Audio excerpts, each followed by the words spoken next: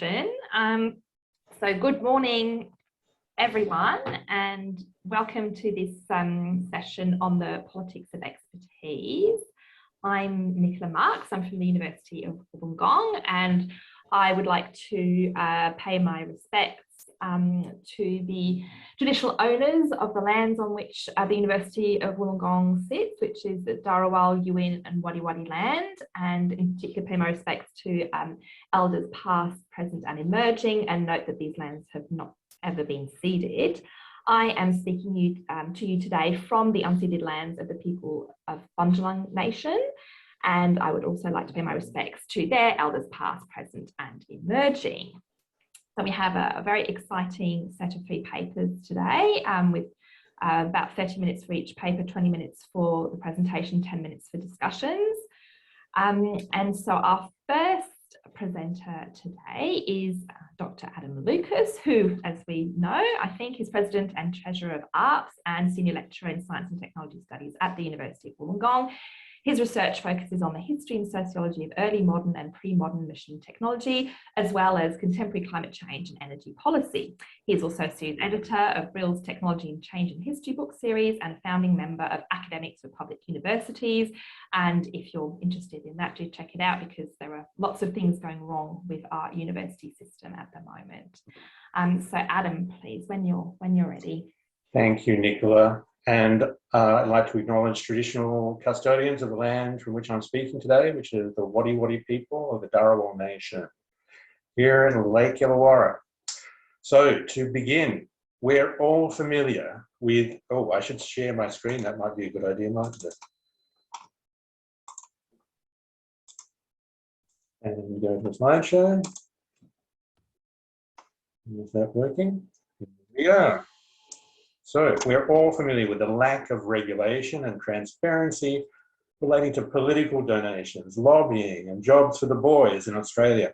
There's a constant churn of stories circulating in the mainstream and alternative media reporting about how structural biases in government decision-making enable various forms of what's been called soft corruption. These are activities that may or may not be illegal, strictly speaking, but which are most certainly unethical, should be illegal, and undermine democratic norms and trust in the institutions of government. So my focus today is on Australian energy policy and the extraordinary influence of the fossil fuel industry on both climate and energy policy in Australia. That influence has been strong for many decades, but it's become increasingly obvious over the last decade or so, as the international pressure builds to decarbonise our economies and phase out fossil fuel production. Fossil fueled interests have ramped up their expenditure and efforts to shape government policy. So that is what I'm going to document for you today. So over the past 4 years, I've been building two databases containing the government and employment histories of 160 former Australian politicians, bureaucrats and political staffers who have got clear employment links to the fossil fuel and resource extraction industries, and that work goes back to 2007. So I've documented how both industries continue to win a wide range of political favours from state and federal governments. My talk today focuses on discernible financial and employment relationships between individuals and organisations, including political parties, bureaucracies, corporations, and industry peak bodies. I'll show you how political party affiliations, portfolio responsibilities, and pre- and post-political employment for the individuals concerned correlates with the levels of disclosed and undisclosed political donations and lobbying expenditure from the same companies employing former public officials, and the tax concessions which those companies and sectors have received. So I've got a lot of slides later, but I'm just going to whip through them fairly quickly because it's mostly empirical evidence. It's pretty easy to grasp graphically. So my argument is that these relationships clearly demonstrate corporate state capture by the fossil fuel and resource extraction industries. So this concept of corporate state capture, it involves situations in which private interests subvert legitimate channels of political influence and shape the rules of the legislative and institutional game through private payments to public officials. But first up, I want to give you a bit of theoretical background. So in 2014, Martin Gylens and Benjamin Page published a landmark empirical study that examined the voting patterns of incumbent politicians in the United States. Their research demonstrated that the policy and voting preferences of US politicians correlate strongly with those of business and industrial elites, and very weakly, or not at all, with those of the general public, except where the preferences of elites and publics align. They drew on a large and diverse set of almost 1,800 policy cases between 1981 and 2002. Their findings strongly supported political theories of economic elite domination and biased pluralism, as opposed to theories of majoritarian electoral democracy and majoritarian pluralism. While similarly systematic research remains to be done here in Australia, my own research strongly suggests that much the same patterns can be identified here in Australia. So according to biased pluralism theory, the interests of corporations, business associations, and professional groups tend to predominate over those of the average citizen and mass-based interest groups, particularly when the scope of conflict is narrow and public visibility is low. According to elite domination theories, individuals with high social status occupying key institutional positions in government, business, industry, and the military have common interests, backgrounds, and social networks. Those individuals who form economic elites by dint of their high incomes and wealth work through foundations, think tanks, and other opinion-shaping apparatuses, together with the politicians and lobbyists they finance, to dominate government decision-making, despite the existence of democratic electoral processes. Both theoretical approaches indicate that a combination of structural biases in the institutions of government and various forms of soft corruption provide more convincing explanations of why such preferences find such consistent political expression than theories which rely solely on the productive power of ideologies or discourses, and those two approaches tend to be the main approaches informing studies of these processes in sociology, politics, and in STS.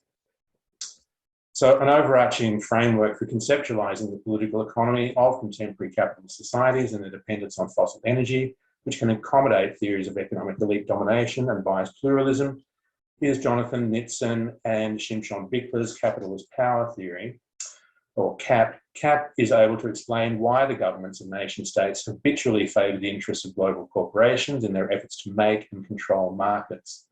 It draws on the institutionalist tradition in political economy founded by Thorstein Veblen and argues that since the emergence of industrial capitalism, financialisation has become the standard method used by powerful corporations to achieve and maintain political and economic dominance across multiple sectors and jurisdictions. So in order for these corporations to maintain their dominance, it's essential that the political elites of the nation states in which those corporations are headquartered, or from which they derive significant revenues, maintain the perception that those corporations' activities are legitimate and that their future profitability is assured. Those who comply are rewarded with generous political donations and lucrative post-parliamentary careers. Those who do not are opposed, rendered ineffective through whatever means are necessary, and ultimately removed from office. It follows from this that expert advice to decision makers in both the public and private spheres, no matter from where it originates, will always be subservient to dominant financial interests, should that advice not prove consistent with maintaining favourable perceptions of their future ability to earn more than the average rate of investment return. And this is something that Tatiana Anderson has documented in relation to biomedical research, as she explained in her Dyson Prize presentation on Wednesday. So what is the motivation for this kind of behaviour by the fossil fuel industry? Well, the fact is that without cheap, easily transportable supplies of fossil fuels, it would have been impossible for industrial capitalism to have achieved global dominance over the last 150 years, along with the war machine that has enabled that expansion.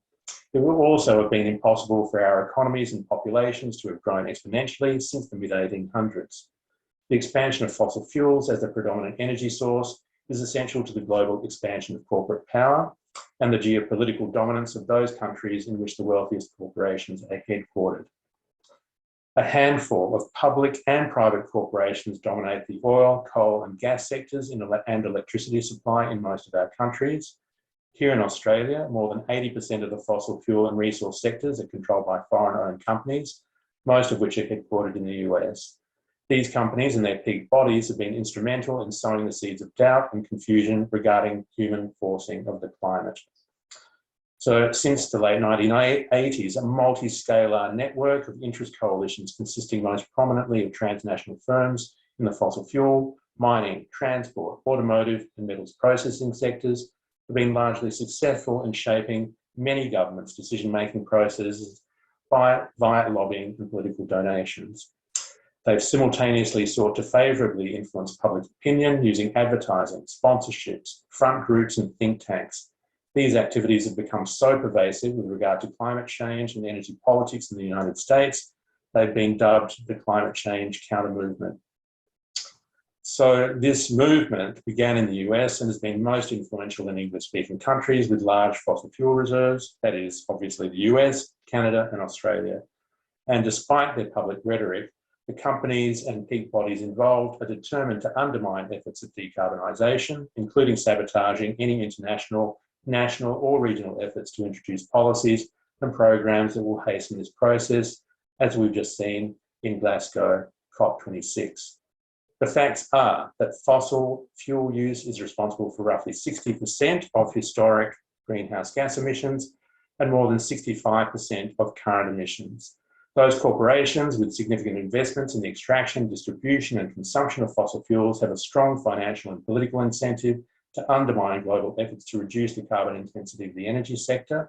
They're primarily dependent for their asset values on the future viability of fossil fuels as the world's primary energy source, and have understandably become increasingly preoccupied with ensuring that dependency is maintained as threats to their hegemony have grown. So in what follows, I'm going to show you how these goals have played out and been achieved here in Australia. So first of all, the subsidies. This shows you 2013-2014 fossil fuel subsidies from state and federal governments. And as you can see, they add up to $5.9 billion just for those 2 years. This shows you fossil fuel industry projects, like internal and external finance of these projects. So again, about $500 million over a 2-year period. This shows you how much money they have, the government has contributed in terms of expenditure to support the fossil fuel industry over the 6-year period up to 2021. This is work done by Market Forces. So you can see it's an extremely large sum of money, which has been increasing annually since the coalition has been in power.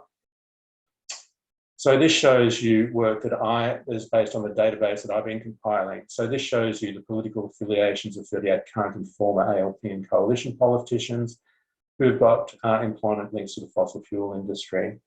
So you can see about 2/3 of them are from the coalition, about 1/3 are from Labor. This shows you the jurisdictions in which these 38 politicians served who've got fossil fuel employment relations. So you can see that the vast majority of them are federal, but also significant numbers from New South Wales, Queensland, fewer from Victoria, and surprisingly some from South Australia. But of course, this is primarily where, who's got control over fossil fuel resources. This shows you the ministerial positions of state and territory politicians who've got fossil fuel employment relations. So again, you can see, it's fairly predictable that Minister for State and Regional Development predominate, but also premiers, deputy premiers, ministers for energy, attorneys general, ministers for trade, ministers for industry, and some of the other portfolios there. So, really fairly closely targeted.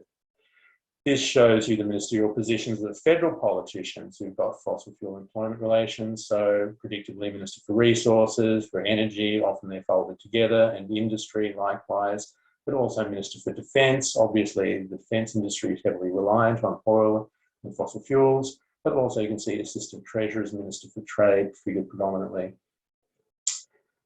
This shows you the federal and state ministers post political appointments as lobbyists, consultants and board members for fossil fuel firms. And this is what I call the golden escalator, because it's not really a revolving door.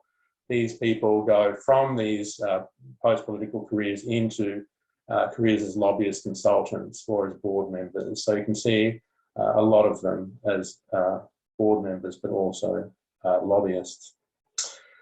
This shows you 18 fossil fuel companies and peak industry bodies for which former politicians fill board positions. So you can see that they've got a good spread but there's a few companies and peak bodies that they've been predominant in.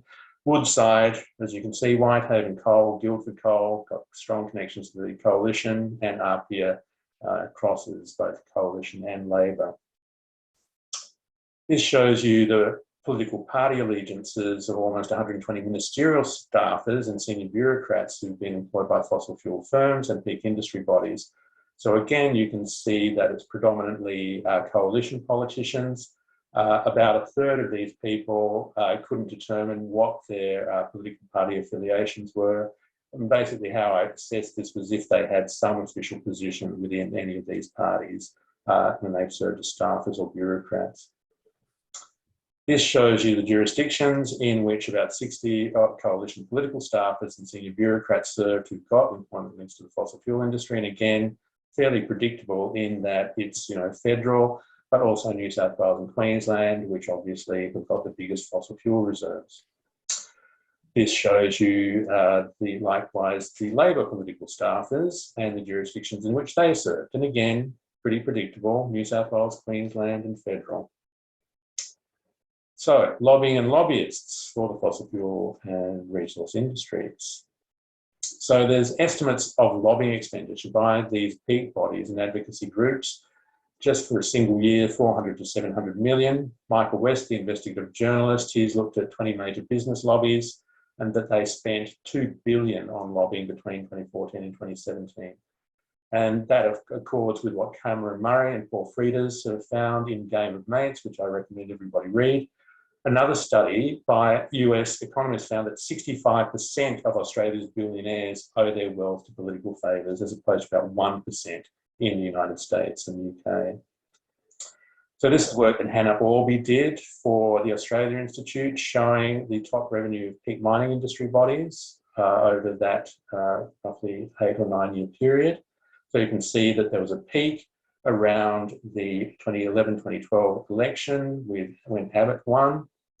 This shows you how much money went to the Minerals Council of Australia over a similar period. So, more than 200 million.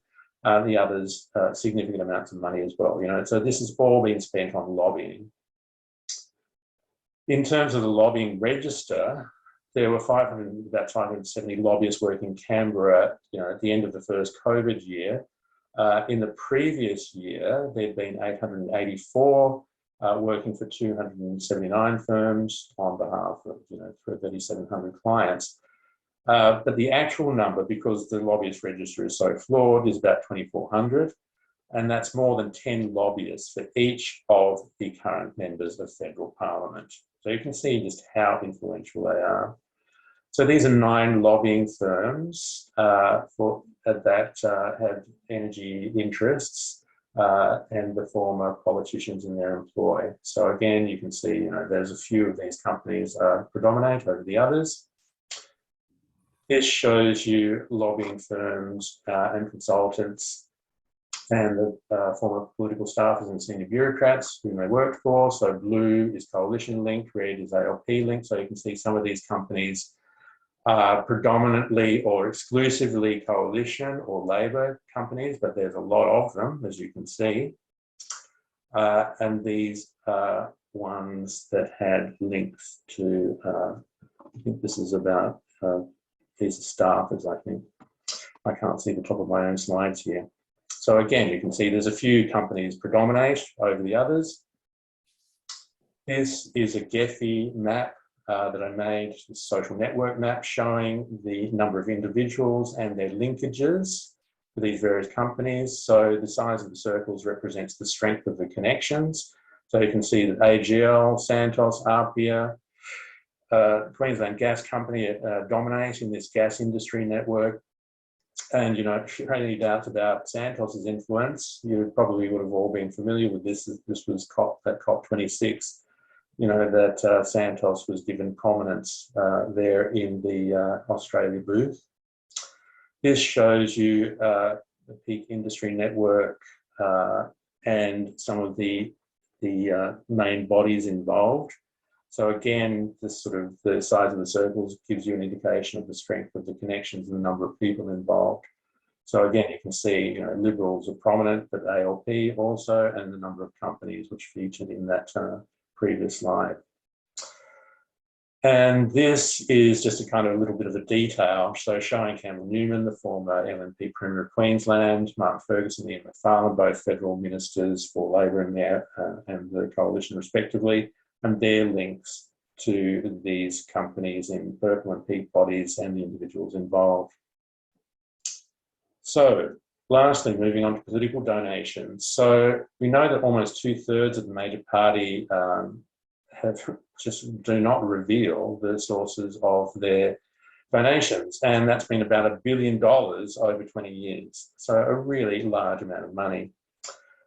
This is work again that Hannah Aubrey did for the Australia Institute. Again, you can see that Liberals and National Party predominate in terms of getting these disclosed donations, right? So this is what we can actually trace.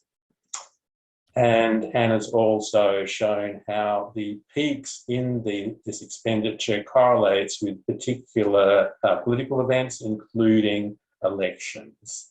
So obviously they're ramping up their lobbying expenditure and donations during electoral cycles or when there's some crucial piece of policy coming to Parliament.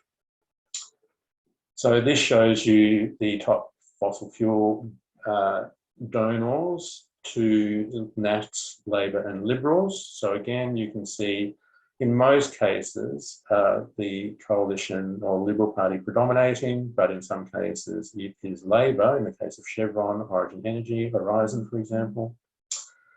And this, again, this is for the following financial year, and again, showing you Labor, Liberal and National Party donations. And again, you can see that where the money is flowing. And this shows you the top 10 fossil fuel donors between 2015 and 2019. So you can see Woodside has just won another huge contract from the coalition government, Santos, which as we saw featured in COP26, Chevron and all these other companies, most of which you would have heard of, I'm sure.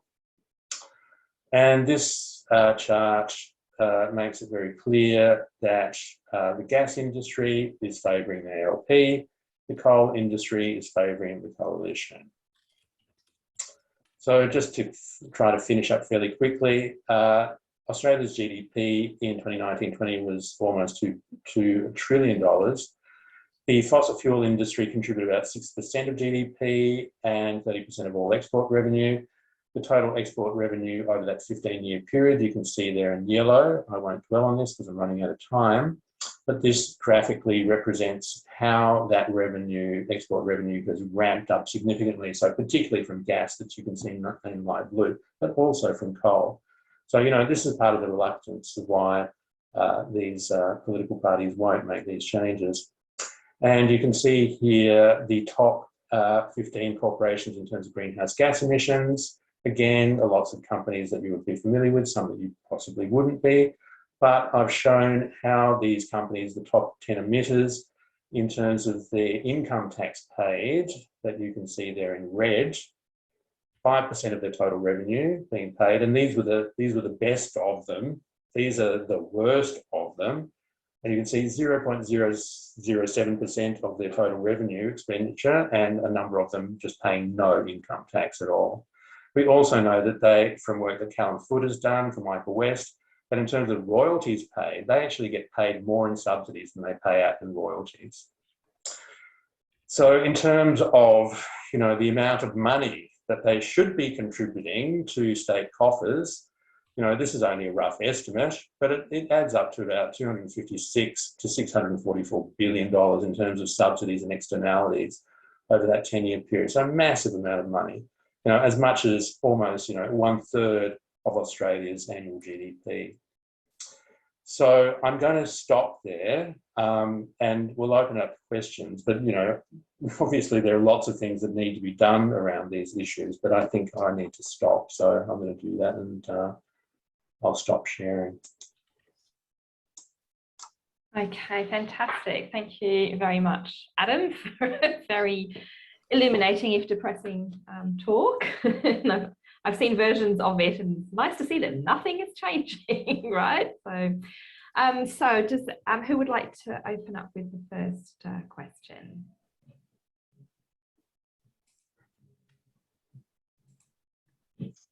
I bludgeoned you all into submission.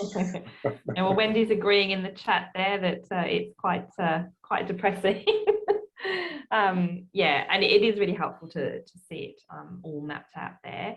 So I might ask a question if we want to, although I see there's some hands up already. But my question is, why were you surprised to see that there were South Australian politicians in the mix there? Because there isn't a lot in the way of fossil fuel reserves there. I mean, there is some gas, and obviously they've been mining brown coal in the past, but they're not using it anymore. So, I mean, you know, what I was trying to show was, you know, these companies are focusing on particular jurisdictions because they know that they can get lots of inside information about policy and you know, how to, I guess, manipulate the system from these individuals. Does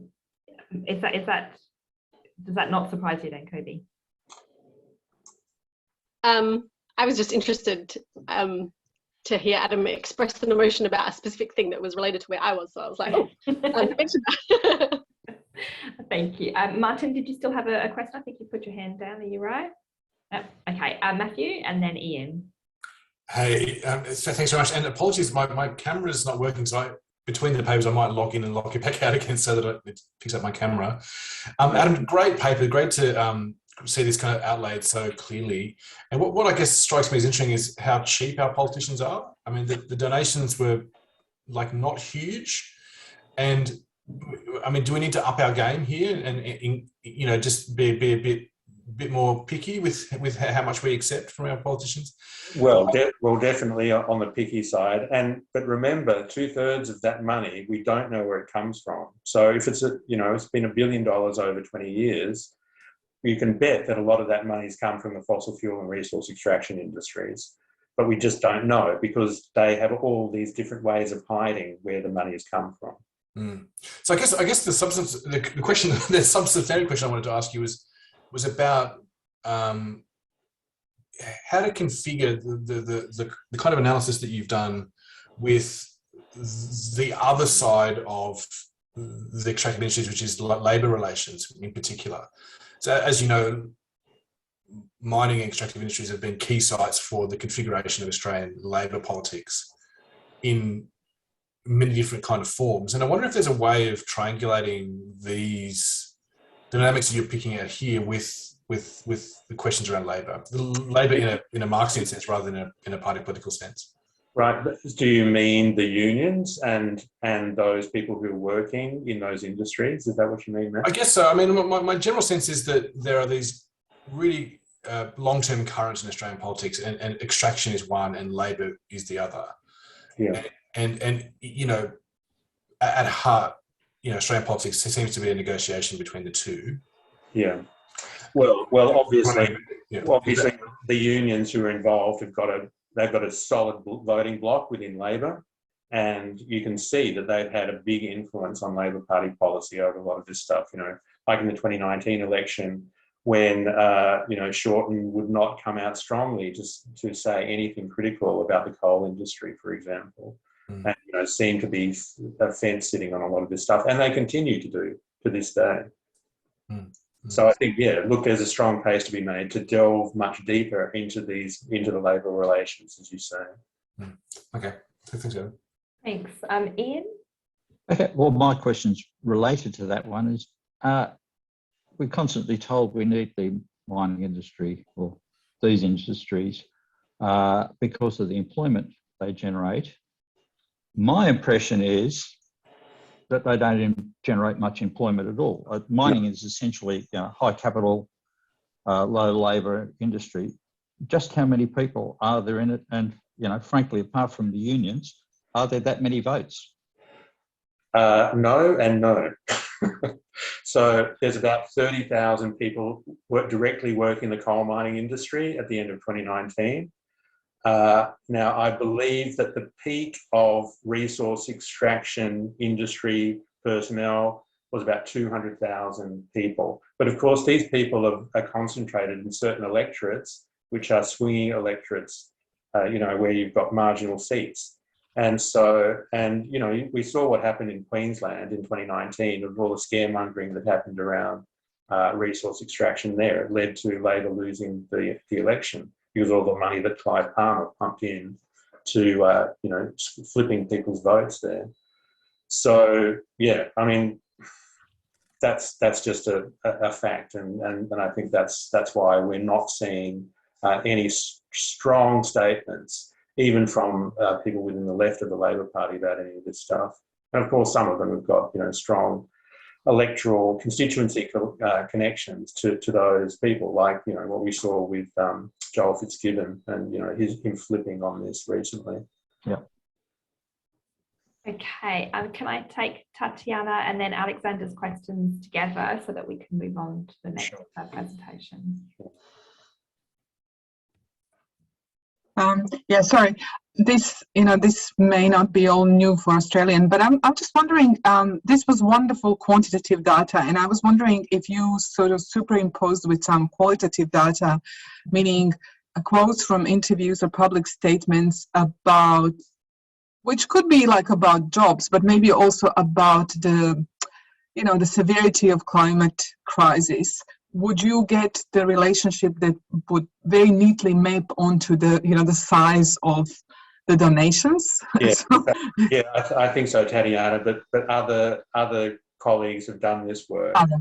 So Chris Wright and Daniel Nyberg and Vanessa Bowden have been doing a lot of that kind of work. I haven't had a chance to read what they've done very recently, but they've had an ARC grant to do precisely. But you could kind of triangulate your quantitative. Yeah, okay. And that is something that I'm hoping to do over the next year or two. Yeah. Alex? Okay, maybe a comment and a question. One is, I was thinking about, have you read Power Without Glory, Adam? Frank Hardy. Yeah, Frank Hardy's book. I remember watching the TV series as a teenager, but I haven't read the book. He documents this process very well and got sued for criminal negligence for it in the good old days of the Labor Party in the sort of early 20th century, and Red Ted and all that in the Queensland mining industry. Yeah. And, it goes to show the structure of Australian politics is fairly consistent. But my question is, I guess, when you put all this data together, it makes, as people said, for a depressing, and I guess there's a tendency, I think, at the moment to, in a way, Berejiklian and Morrison, they're basically saying, yeah, okay, we're pork barreling, we're doing this. What are you going to do about it? The other side are doing it too. And if anything, to play that card back at sort of information-based criticism or speaking truth type criticism. So what do we do about it?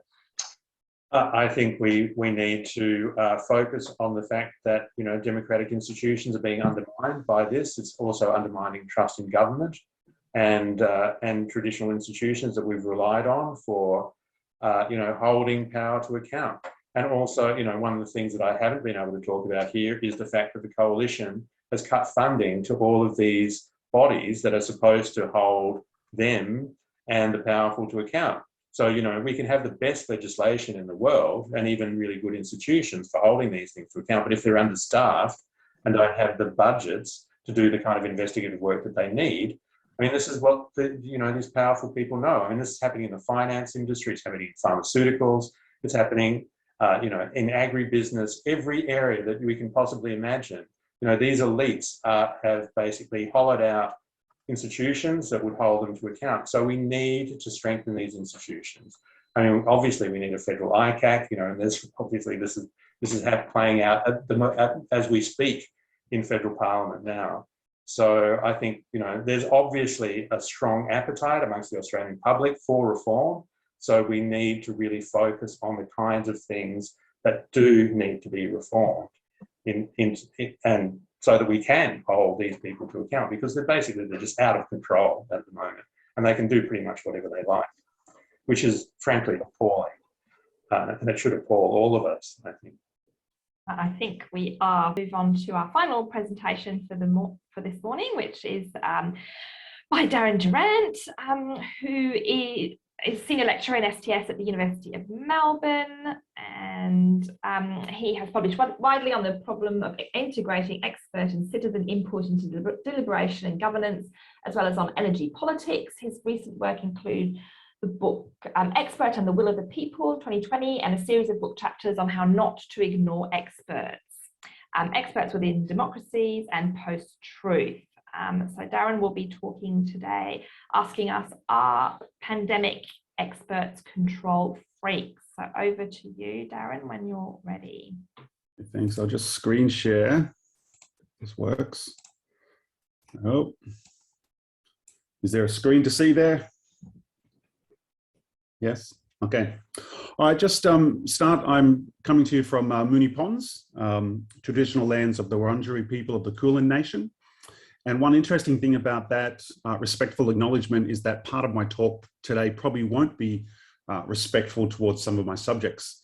So one thing I want to talk about today is, in some senses, failing to integrate technical information with community level participation in dealing with a pandemic. So I want to talk about one way of thinking about how we might respond to the need for coordinated action under uncertainty. And I want to take a look at a proposal that was made, or a discussion that was had late last year, where I was invited to participate, and I've continued to think about this. And I'm looking at Stephen Hillgartner's argument about what's called the pandemic playbook. So I want to unpack this argument that Hillgartner makes about the pandemic playbook.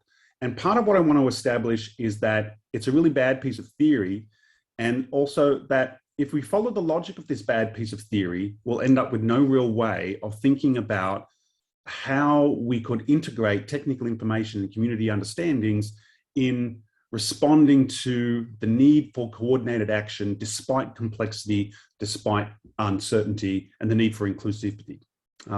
Another acknowledgement that I might give here, I'm going to give one to Matt, who's joined in there somewhere. I'm going to give one to Matt because Matt and I have been debating this stuff over text for the last year or so, or especially this year. And one of the things that we've been talking about is the idea of the compliance state. And so Matt and I probably disagree about this, but I thought it would be interesting to at least acknowledge Matt's contribution, such as it is, Matt, because we were certainly talking about the idea of the compliance state and the idea of public health measures that end up being quite restrictive on people, and maybe the grounds of those compliance measures, and whether we could frame pandemic measures in the language of compliance, and is that good or not? So one thing I will say is that when I'm looking at Stephen Hillgartner's ideas, I will say that no point about compliance possibly being overreach can save Hillgartner's account of how we should respond to pandemic conditions. So the metaphor that I'll start off with here is taken from the grimdark literature.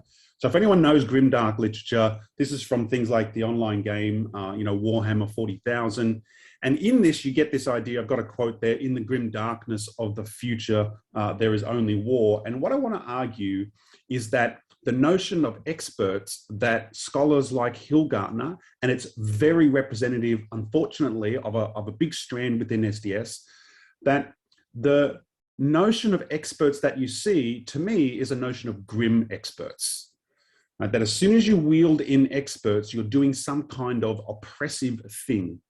And so I want to talk about how you get to that kind of idea, and also what some of the implications of that idea might be. Right? I believe I can screen through myself. Right? Nope, that didn't work. Okay. All right, so I'll start with a quote here. It's from an interesting article by Martin Pickersgill, and it talks about the idea of pandemic sociology, and he's been talking about some previous ideas of thinking about public health crises. And there's a quote here that says, alongside the epidemic of the virus, he's talking about an epidemic, so we'll talk about pandemic. It says, alongside the epidemic of the virus itself, there are epidemics of fear, of explanation, of moralization, of suspicion, of inaction. I forgot to start my timer as well. So Nicola, come and tell me if I've miscounted, right? And we see this in a lot of these responses. And one of the things I want to talk about today is, in a sense, this kind of idea of explanation and inaction, right? How can we get to inaction, right? So taking that as a little metaphor for us, right? we just advanced through. All right, so here's the subject of this. And here I'll say, if you don't believe me, you could go and click on these links, for instance. If you, actually, I guess you don't have the slides. I'm not sure, are we providing the slides later on in the recordings? Yeah? All right, so if you don't believe me, you can click on these links and you can go and watch the evidence for yourself, shall we say. Or it's easy to Google this stuff, right? So here's a talk by Stephen Hill Gardner, sociologist who's written quite extensively about public health crises. And what Hill Gardner talks about is what he calls the pandemic playbook narrative. Now, this pandemic playbook narrative, Hill Gardner's evidence for it is taken from a video by the journalist Johnny Harris, but it's quite a common kind of thing in the US context, for instance, to have this idea that there was a pandemic playbook. And what Hill Gardner wants to talk about is that you have this narrative that there was a playbook or a plan for dealing with pandemics, and Trump ignored it.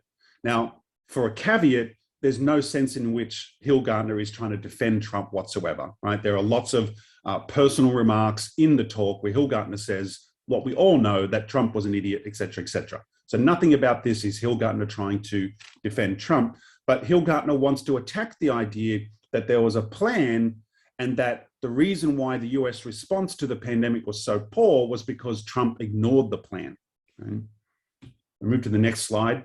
So here's what this unopened playbook narrative says. It says that there's a playbook, that Trump came along, that he didn't open the plan, that he didn't follow the plan, and that all of the US, all of the craziness of the US's response was down to not following the plan, right? Now, following on from that, here's a kind of visual depiction, like a concept map of how Hill Gardner arrives at this particular argument, he says. One of the things that Hill Gardner wants to do is he wants to centrally talk about expert authority. The reason why the unopened playbook is such a poor kind of thing and a poor explanation of the US response is because it, for Hill Gardner, has these particular ideas about expert authority in there. So for Hill Gardner, expert authority, and you see the first column there, expert authority imagines the world and its citizens as objects to be managed. These are all quotes from Hill Gardner. So if you're an expert, you imagine people as objects. And your relationship with citizens is premised upon viewing those citizens as something to control. That's what you want to do as an expert. You want to control them. And also you want to reassure them very specifically by isolating part from system, and that you're trying to criticize that part, for instance. So this is how Hill Gardner imagines expert authority. Expert authority is that kind of mindset and that kind of political practice for Hill Gardner. What Hill Gardner then says is that the narrative of the unopened playbook imagines a world. In other words, a group of experts have got together and made a pandemic plan, or any plan, any emergency plan, and that those kinds of things, emergency plans, they all imagine a world where, and here you see the final column there, the 4 points, they all imagine a world where expert advice is unproblematic. Okay, in SDS, we all know that that's not true. They all imagine a world where citizens are compliant. Gee, I'm really not sure, but I'll get to that. They all imagine a world where only the reception of prepackaged expert communications matter. Within our field, public understanding of science included, we would say this is the idea that the deficit model is the best model of communication, right? And if only the defective component, Trump is the defective component in this story. If only you got rid of that defective component, then you wouldn't have had all of these failures, right?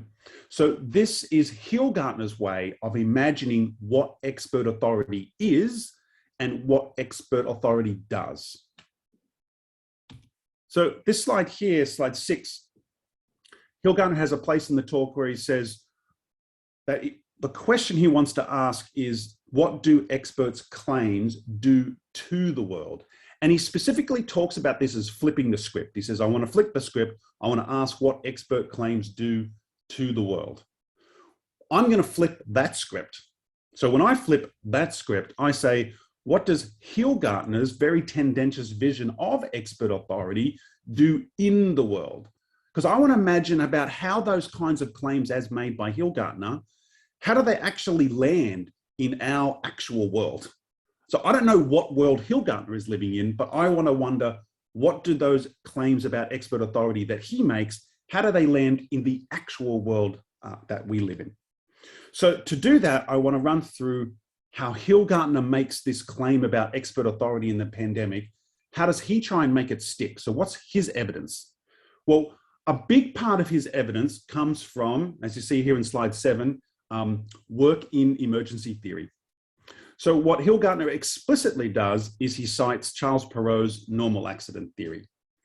And the argument that Hilgartner makes is that if we look at Perrow's normal accident theory says that if some kind of situation or some scenario is constructed as being both complex in its interactions and also tightly coupled, so if it's both complex in interactions and tightly coupled, accidents will be inevitable.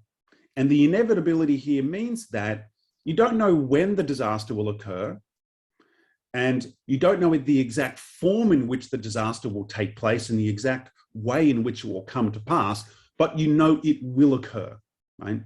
So it's inevitable in that particular sense, right?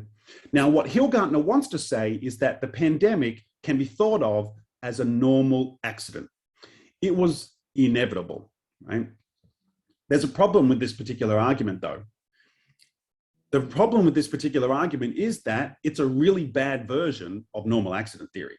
And the reason why it's a really bad version of normal accident theory is because he doesn't actually apply normal accident theory. In order to make normal accident theory stick, you have to show independently complexity of interactions and tight coupling. The two are shown independent of each other, and you have to show both in order for something to be a normal accident. Hilgartner does not do that. He just shows that it's complex. It's a really complex series of things, right? Examples, if you look on this slide 7, especially down below, complex systems, we have indirect information, limited understanding. What Hilgartner really does is focuses on the limited understanding nature of, we couldn't quite grasp what was going on in the early stages of the pandemic, for instance. And so overall, it's a normal accident. No. This is really sophomoric. This is not even a mistake that you should make in a first-year emergency planning session. Now, I will say that I tested this thesis by participating in a little mini workshop amongst emergency theorists. And we talked about this, and every single emergency theorist there said, yes, this is really sophomoric. This is the kind of stuff I would literally fail my first-year student on in a class on emergency planning. So one part of Hilgartner's claim is to overemphasize complexity. And I know that sounds odd, but if what you're trying to do is talk about emergency planning and you overemphasize complexity and you build complexity into a normal accident, no, that doesn't work. It's a sophomoric mistake. So the first part of this is that Hilgartner is building his claim against authority relations by wheeling in an aspect of emergency theory where he does it in a really sophomoric fashion, right? So that's one part of this. A second part of this is to go, we could say, what does Perrow say about normal accidents, right? Because what Hilgartner wants to say is that, having established in his own mind that he's shown that that the pandemic is a normal accident, what Hilgartner derives from that is that, having established that the pandemic is a normal accident, remember, I just said he hasn't established that it's a normal accident because he hasn't established the tight coupling, right? But Hilgartner thinks that he's established it as a normal accident, and therefore he can conclude that it's wrong to focus on the failure of a component. And in this case, Trump is the failed component.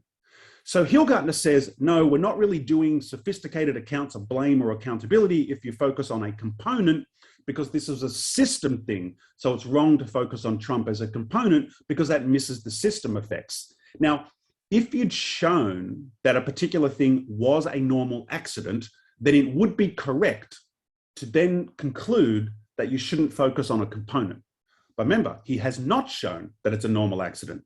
Therefore, he does not have any grounds to say that we shouldn't be focusing on Trump as the component. Now let's go to Perrow, for instance. What does Perrow say about this? Perot's work is full of caveats, and I don't even mean that as a criticism. It's Perot saying it's a really tough thing to show that something is a normal accident. If you take the second quote here from 1994, which is a kind of reflection, actually I think this came out in a special issue of a journal reflecting on 10 years of normal accidents. And he says, I do not find that Bhopal, Challenger, Chernobyl, Exxon Valdez are normal accidents. They're alarmingly banal examples of organizational elites not trying very hard at all and are what I call component failure accidents. In other words, Perot, as an emergency theorist talking about normal accidents, says, of course, sometimes components go wrong. Or, for instance, in the top quote, this is from 1984, part of what Perot wanted to say there is that how might you get situations where even normal accidents occur? Private privileges, profit making can make people resistant to change, for instance. So in Perot's work, there's a strong emphasis on being very cautious about throwing around this idea of normal accidents. And Perot is very sensitive to the problem of not pinging components, whatever those components are. The component might be a failed piece of machinery. It might be a failed human actor or a failed human organization. Perot thinks that's a legitimate question. But notice what Hilgartner has done in the talk is subtly delegitimated the idea that you can criticize a single actor or a single organization or a single policy choice, for instance. Apparently that's to make the mistake of focusing on a component, not the system. Apparently we should always focus on the system. No, says Perot. Again, that's sophomoric. No, says Perot. You have to be able to show tight coupling and interactive complexity in order to say that it's system. And Hilgartner has not done that, right? And Perot says that not all accidents are like that anyway. All right, so this is bad theory, all leading up to saying, let's not focus on just Trump, for instance. Now, forget the Trump part. Let's not focus on the component. We can't find a particular political actor that made the wrong call. We can't find a particular organization that made the wrong call. We can't find, for instance, a particular policy that was really just wrong-headed. Apparently, you can't do any of that fine-grained kind of policy work because instead there's a big system question to ask. I'm suggesting that's the wrong way of going about it. Sometimes, as Perot says, something is a normal accident. The real problem is the system. But Hilgartner hasn't done that. He's just invoked the kind of bogeyman of the system in order to avoid the harder questions, right? All right, so that's one part of it. Now, one of the implications about that, and all theorists of emergency planning know this, is that, one place we can suggest this is Freudenberg's work. So in emergency planning, a lot of people will quote Freudenberg and the notion of recreancy. The notion of recreancy, as they see the quote here, persons entrusted with the operation of systems may have failed to carry out their responsibilities with the necessary vigor. Recreancy is about not getting the job done. If you're a recreant, you did not get the job done. It's a retrogression or failure to follow through on a duty or a trust. So one of the things within emergency planning is that you want to preserve the space for that kind of notion. It's very hard to extract notions of accountability if you've delegitimated the notion of recreancy. However, I'm suggesting that Hilgartner has delegitimated the notion of recreancy by saying that you can only focus on the system, not the component.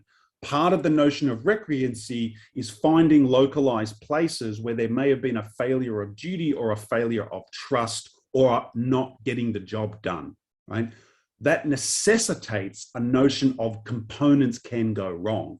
But Hilgartner has tried to delegitimate that whole notion that we could ping a particular place, a local place or component as having gone wrong. Right?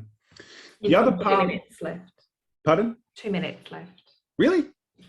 All right, cool. A couple of, obviously did time it badly, right? Another thing here is just the last bit by Lee Clark. What Lee Clark says is when you're talking about plans, and how do you know that the plan is really just bullshitting you? How do you know that it's false reassurance? Well, you can do a kind of test for it. Does it convert uncertainties into risks? Hilgartner doesn't do that.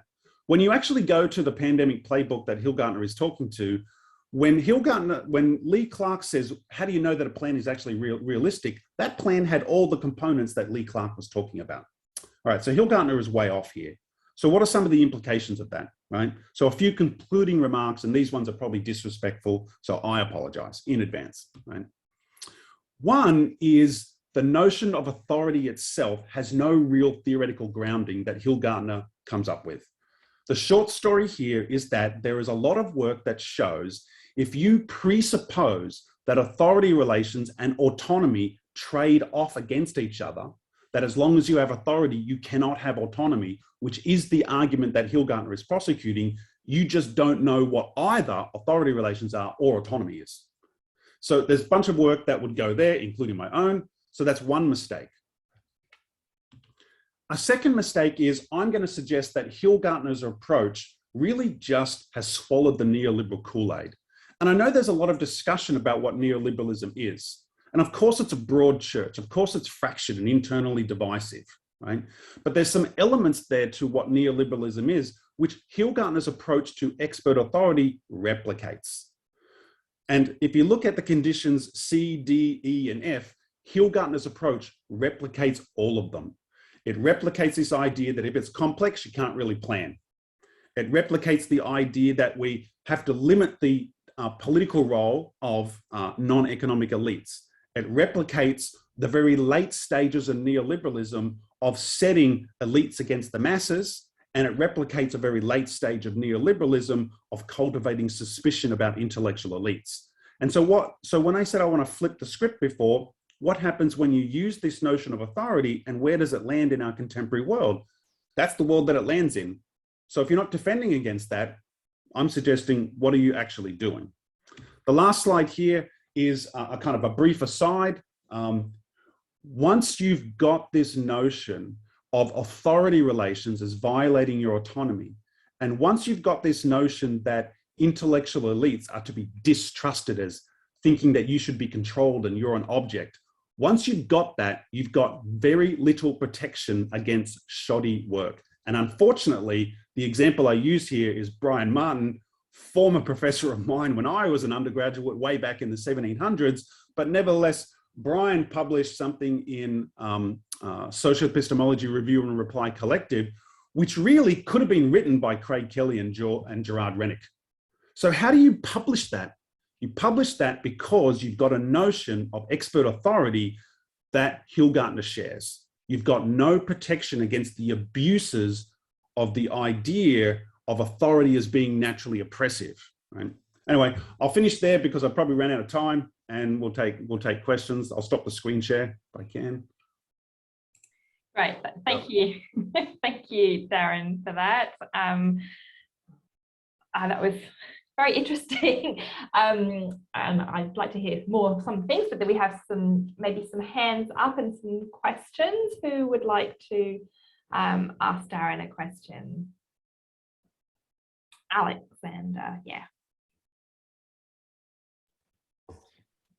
Thanks, Darren. That was really, I've been thinking about these issues a lot, and I wondered if you'd come across the work of, just trying to double check, but I think it's Benjamin Bratton. But basically, you know, my own research about the anti-nuclear movement in Japan, and, you know, now going back a lot further and more recent stuff I'm working on, has developed this kind of anti-expertise critique, and I sort of position the anti-nuclear movement as kind of anti-rationalism, not anti-rational, but anti a sort of scientistic account. I mean, yeah, influenced also by Brian Martin's work too. And this pandemic really has really, to me, challenged the foundations of that critique. And I mean, you've brought a version of that which is provocative. And I just, yeah, I feel like very at sea, really, with how to try and rethink a concept of expertise after having spent most of my life trying to critique it. So, yeah, one question, have you come across Benjamin Bratton's work on this stuff, which is, I think, really interesting, although very high theory. And I guess then what is the grounds for a defensible expertise that doesn't completely ignore the critiques? For example, Brian Martin has advanced throughout his whole work, for example.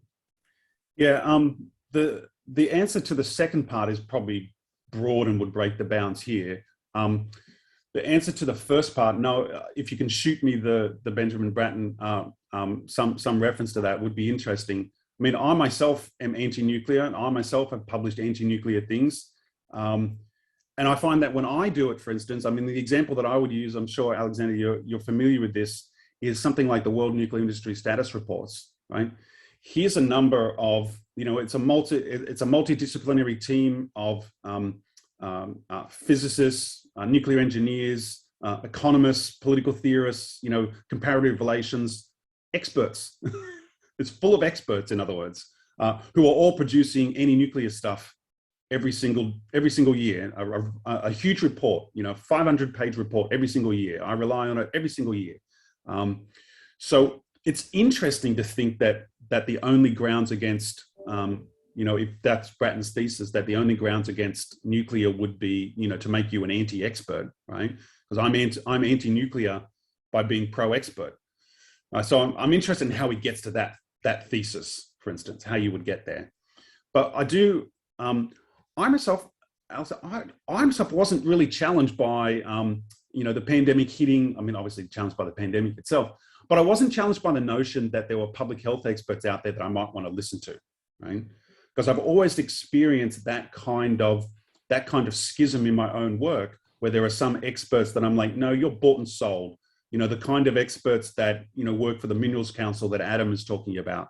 Okay, you're bought and sold. You match these idea of being motivated reasoning, et cetera, bought out by large scale interests. I realize that there's a category of experts like that.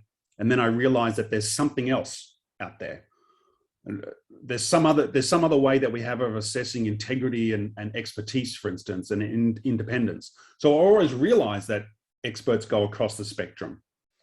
So what I would suggest is that being really deeply troubled by public health experts telling us to do something was already a bad view of experts in the first place. Right? So I wasn't tempted by it. So I don't know. Okay. Next, anyone else have a question?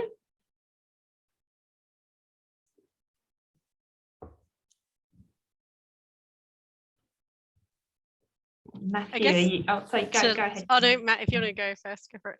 No, I was going to put Matt on the spot because I want to hear what Matt's problem with Darren's argument is, but you go ahead, Kobe. So many of them.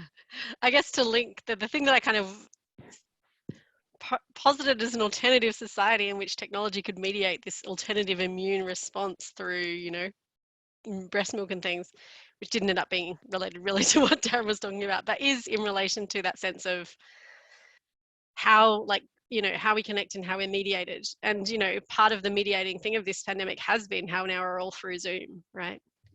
Mm. But also that we have at different scales, potentially connections to our local experts. So do you think, I guess I'm interested in your thoughts on that as a kind of mediating thing, especially it's just been fascinating to see the different state responses. As much as I'm saying, let's ignore, I was all like, let's throw away both state and federal. And I'm like, yes, but how interesting is the diversity in state responses? Yeah. So, yeah. Well, the diversity in either state responses or federal responses is really the argument for why it's not a tightly coupled system, right? So that's one thing, right? And so most emergency planning theorists know that when you go to different jurisdictions that have very different responses, very different public health responses to the pandemic, that tells us it's not a tightly coupled system. Right. So that's one thing. The other thing that Kobe, is the word mediated. So one of the books I referred to in a previous slide by Alfred Moore, and he has quite an interesting way, I think, of cashing out this particular problem. And he thinks of it in terms of the degree to which you can take as a premise in a later argument some technical claim. And I find that's a really interesting way of working it out, because the normal way that we refer to a technical claim is to say, I believe it or I don't believe it. And even if we don't think that we're in that frame, I believe it or don't believe it, we often are by the language that we use, right? Do I like it? Do I not like it? Do I respect it? Do I not respect it? As Moore argues, these are really all different ways of being in the belief frame. But what he calls the acceptance frame is I may take it as a premise in a later argument. That means it's non-determinative for me, and I still have active choices later on. See, the normal idea is that we respond to a technical claim and we either are active by accepting it, or somehow we're passively accepting it. Like, I don't know. So what Moore's trying to say is that there's always activism. There's always activity in our judgments. So we take that technical claim as a premise, right? So I'm not sure if that part directly answers, one part of your question, right? But it doesn't really matter what the technical claim is. Are we taking it as a premise and in some other argument? And if that's the case, our autonomy is not violated, right? Our autonomy just comes into the picture, at some particular point down the chain there. There was one anecdote I'll tell in the Brian Martin piece that was in the last slide, where Brian suggests that there hasn't been enough research done on ivermectin, right? And this is why I made the quip that it ends up sounding like listening to Craig Kelly, right? And I love Brian's work, but it really goes off the deep end on this one. So the way to go there is, and it's interesting that he quotes, Brian Martin quotes David Hess's notion of undone science and says, well, this stuff is undone. I mean, it's not really undone at all. There's been lots of work about the effectiveness of ivermectin. So here's a claim where Hess explicitly says, when you're evaluating undone science, you should say, is there any research out there that questions the effectiveness of what it is? Right? I don't know. So I think it's just a positive, there has to be a more, I don't want to say positive, it's probably the wrong word. There has to be a way of thinking about expert authority where we can take expert claims as premises in later arguments, and that brings in all of the other active judgments that as STS scholars, we know we make when we're dealing with technical claims. Right? All right, Matthew, you might be off the hook. Ian has a question. Okay, I'm interested in catastrophic failures and vaguely aware of Perot. My observation about catastrophic failures is that there are often a lot of indicators that something's going to happen, but you don't get them all happening simultaneously. So if you take your example with Trump just happens to be the convenient person in there. So I'm wondering if if we can nail down some of the other factors that are in there that are contributing, that all come together with, if you like, Trump as a catalyst. I don't know. And I'm thinking maybe there is an existing problem with, or there was an existing problem with the attitude towards expert opinion in the United States. I can certainly see there's a fundamental problem in the government structure in the United States, where the federal is responsible for some things and the states are responsible for other things, and the states are not a united states, they're divided states. So I'm just wondering if you'd like to comment on some of the other contributing factors in the American disaster. I don't know if I can comment fully on all of the factors in the American case, a bit of a basket case, obviously. I will say that one of the things that came up in the mini workshop, in the Ministry Emergency Planning workshop, is that the more we talk about, there were indicators, for instance, and there were factors that we kind of were aware of that dropped off the map and we didn't pay attention to. The more the discussion is about indicators, the more it tells you that it actually was not a normal accident, right? Because all the man-made disaster theorists, Barry Turner and so forth, that's how they talk about disasters, right? So you can have something become a catastrophic failure, but there were warning signs and there were indicators, and they were not heeded in some way, or they were not fully understood in some way, or there were information difficulties. See, that's all language that tells you it wasn't a normal accident. But as soon as it tells you it wasn't a normal accident, it tells you that there were components that may have been going wrong, or there were components that were connected to other components. There were information difficulties all the way along, right? And I do remember reading one historian and it was like an April 2020 article or so, and this article just said, look, this, our response to this, and this was like April or so, right?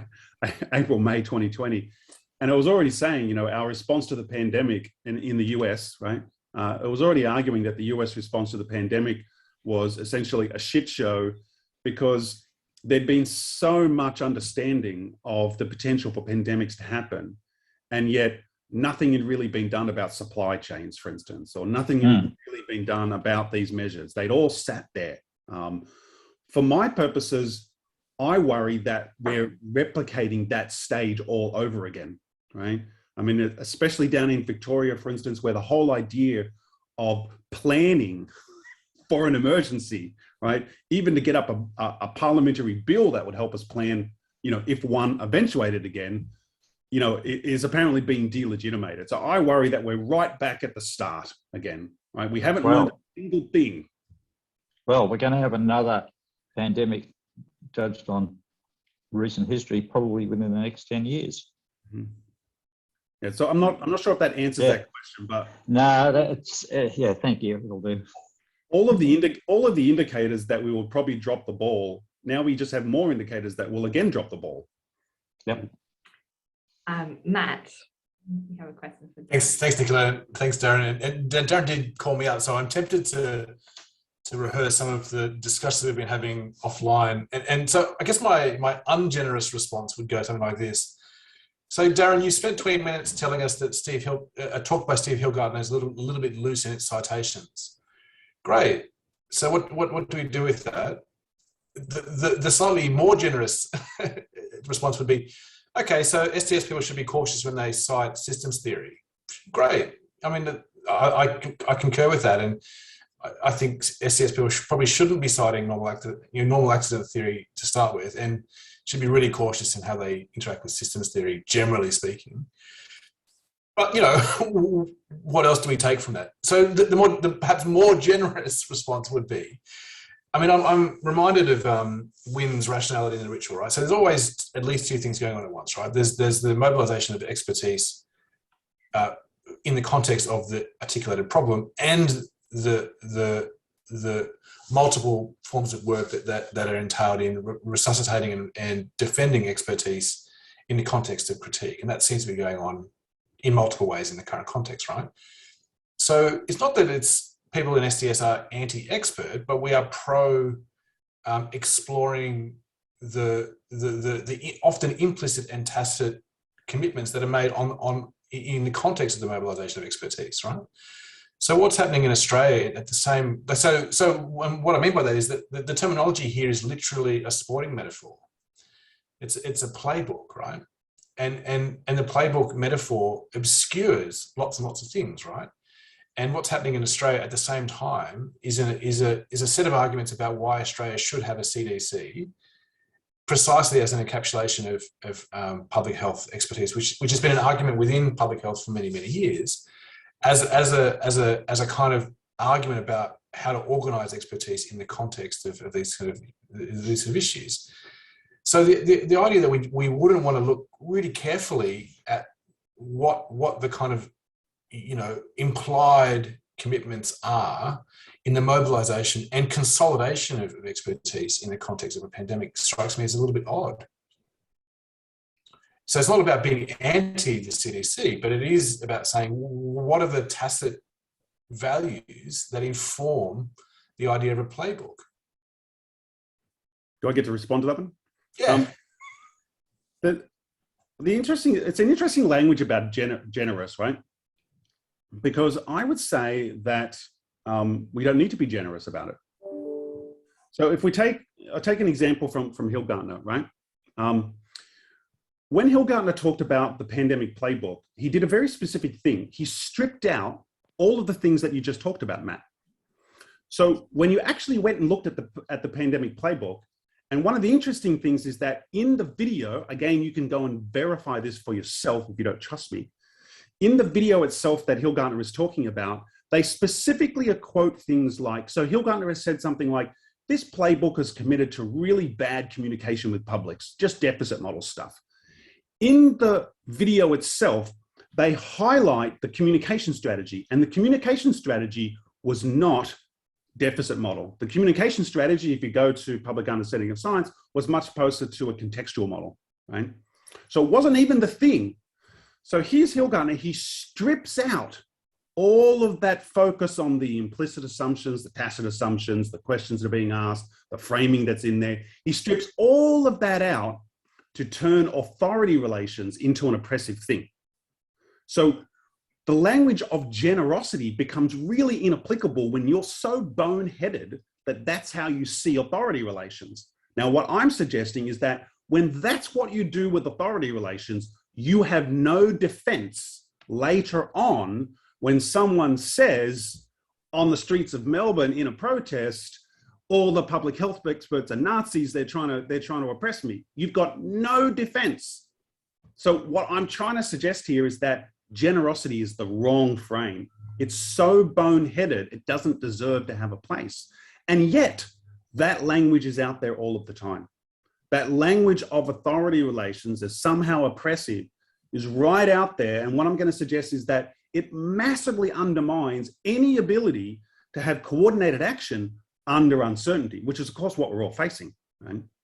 So that's why I'm so ungenerous. I did say it at the beginning. That's why I'm happy to have no generosity towards the outlook, simply because we kind of gloss over it, right? We think that there's a whole bunch of other questions that need to be asked, et cetera, et cetera, et cetera. And we're happy to free ride on this notion of authority relations as oppressive while we're asking those questions. But I think that's not a very good strategy, right? So I agree, Matt, as Matt and I have argued about this extensively, we should ask all of those questions. Both Matt and I ask all of those questions in our work. And my provocation is why, as we ask those questions, do we tolerate these notions of authority populating our field? Why do we tolerate them here? See, that's my question, right? Why do the two constantly get in there, right? So I'm happy to ask Matt's questions. Is Hilgarner happy to ask mine? The answer is no to that one. So that's the state we're in, right? Well, I think that suggests that maybe STS has, I mean, I think we do have more work and thinking about expertise and authority, even though we've been talking about it for decades, and it feels like some of the lessons we try to share are never heard. But we do have another sort of 10 minutes or so, I think, until the end of this session. So it might be time to bring together sort of some of the different strands that we talked about today in terms of the, I guess, the overall politics of expertise. And I guess I just want to open it up to anyone who has any questions to any of the speakers or wants to make comments about maybe the role of STS and ARPS in thinking about expertise and thinking about, you know, embodied expertise, different forms of expertise, authority, the oppression of authority, oppressiveness, I guess, of authority, or any other comments that anyone would like to make at this point.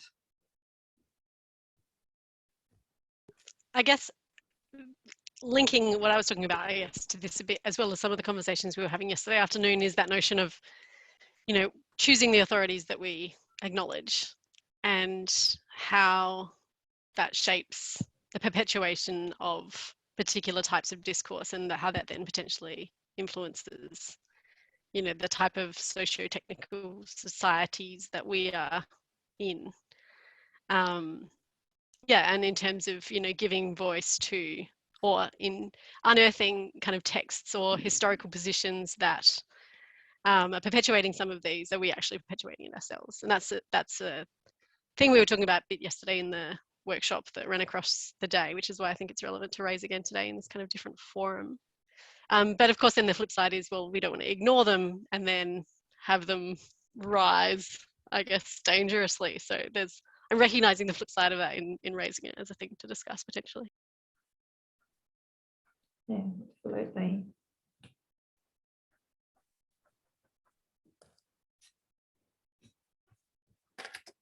I mean, oh, sorry, Adam, go ahead.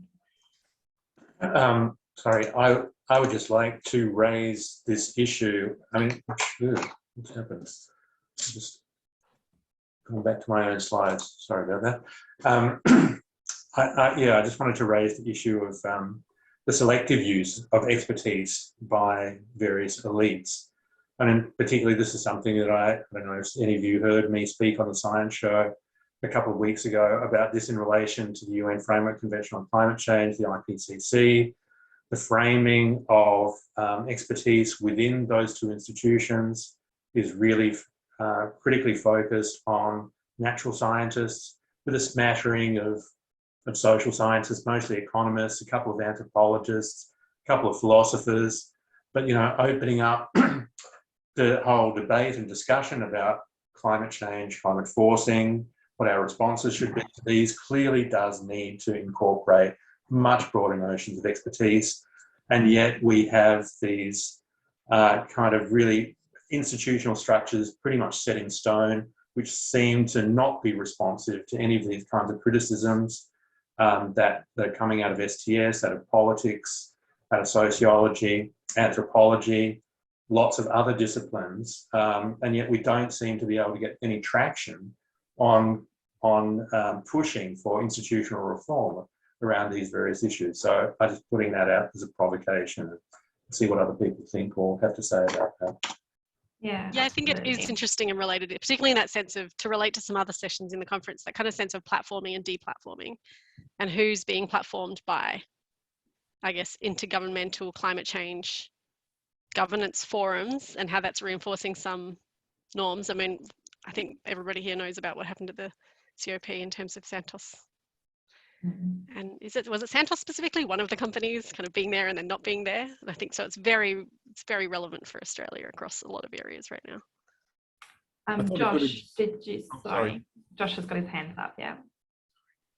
Hello, very interesting discussion to follow. I'm just going to do some very cheap marketing publicity. The interview that Adam refers to, Adam was one of the interviewees for the series that I was one of the producers of, At Risk in the Climate Crisis, and this is being released in 10 days.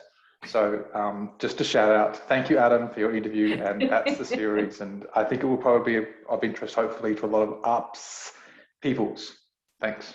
Fantastic, thanks Josh. And I think we do need to follow funding as well. I mean, and financialization of all these things, related to ivermectin and other things too. Matt, would you like to go next? Yeah, sorry for speaking too much, but I just one thing that just was raised for me in this session was and sorry to kind of go back a little bit, but it was that kind of moment between Adam's and Kobe's papers. Like, so Adam, your paper ended with this sort of like, this is horrifying, this is awful.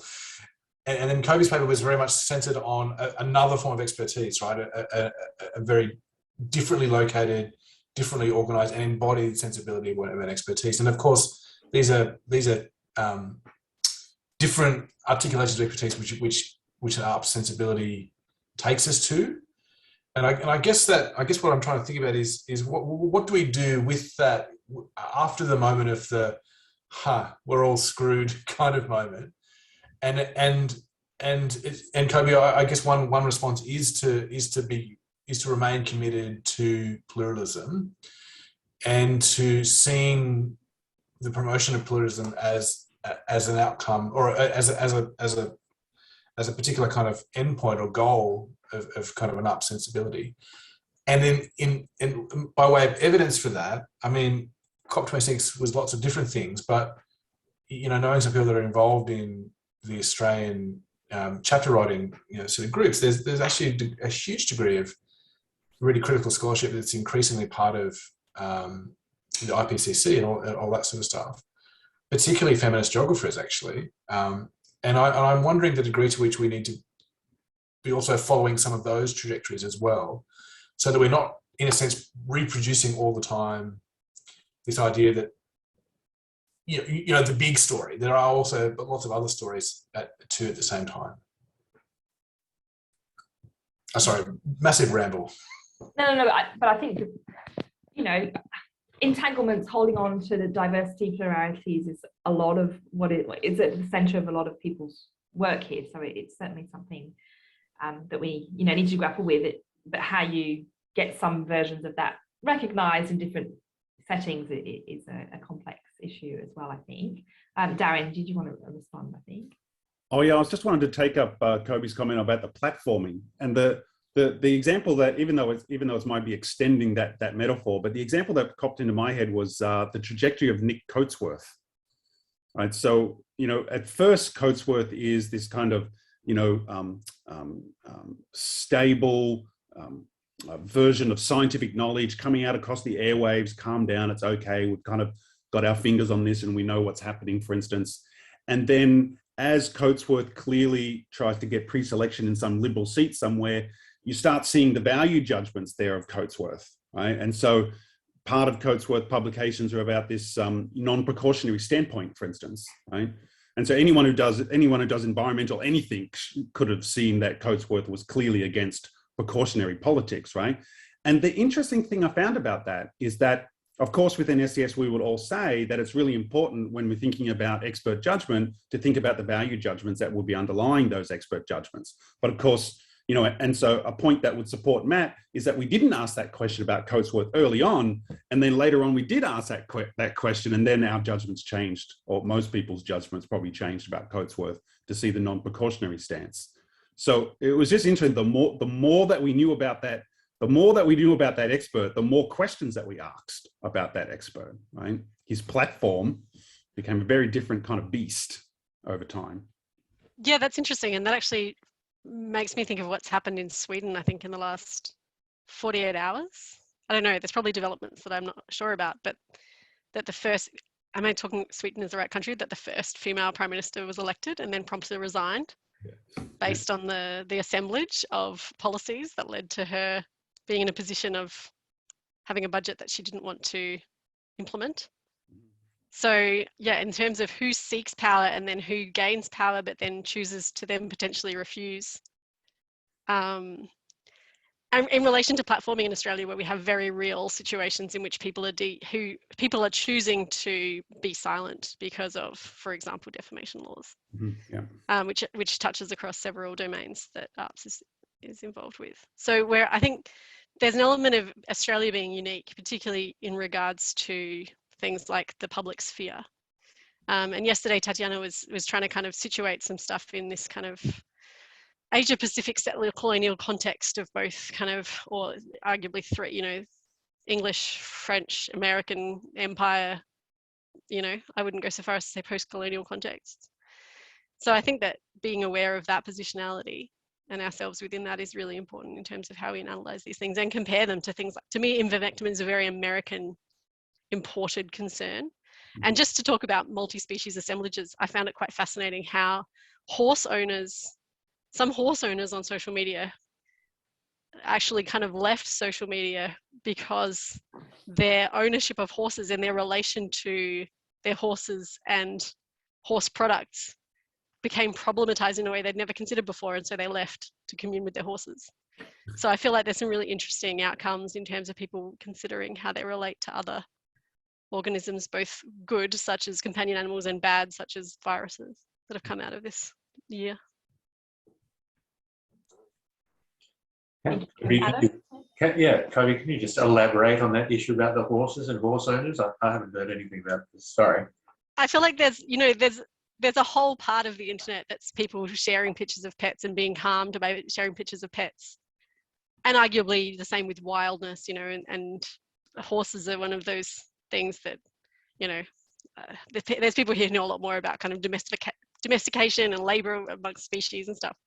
But certainly the ivermectin stuff, in terms of, from my understanding, it being kind of a regulated horse thing in the US, I'm not confusing it with ketamine, I might know, meant that people who previously shared a whole bunch of horse content, which they never considered to be political because it's almost anti-political, then kind of got drawn into these things in having positions about whether things should be reserved for animals and what was their relationship then to their animals and the technologies. Right? So I'm interested in how, you know, what we learn through social media then leads us to then either engage or disengage both with the media and then these other species as well.